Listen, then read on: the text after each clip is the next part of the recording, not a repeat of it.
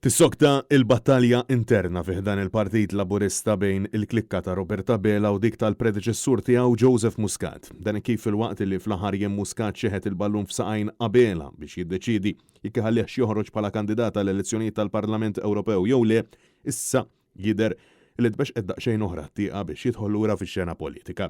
Fil-fatt, l-eks-Prim Ministru li kellu jirriżenja mis-siġġu tal-poter wara l-kriżi politika li ħakmet il-pajjiż lejn l-aħħar tal-2017 mistenni indirizza r-rally ta' l-MP Alex Agius Saliba fi Pjazza Tritoni. Flimkien ma' Muscat se jkunu qed jindirizzaw lin-nies il-Ministru Jiem Borċ li għadu qed jaħrab mill-ġurnalisti biex iwieġeb fuq l-iskandlu ta' Transport Malta u l-Ministru Silvio Xkembri li għadu ma refa' ebda responsabilità politika wara il-pubblikazzjoni tal-inkjesta Sofija.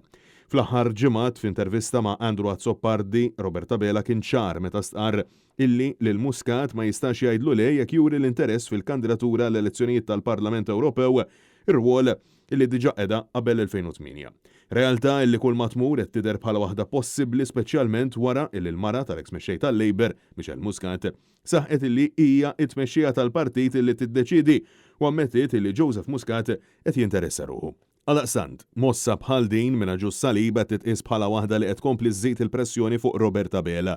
B'esperti jisqu li dan kollu huwa sinjal assolutament ċar illi il-Partit Laburista qed jiġi jqawwi il-kontabbilta, ir-responsabilta u l-maturità politika. Iżda minn hekk illi la darba qabela jbaxxi rasu quddiem il-predeċessur tiegħu ikun qed jikkonferma d-djufija tiegħu fih dan il-kurituri tal-partit darba għal dejjem.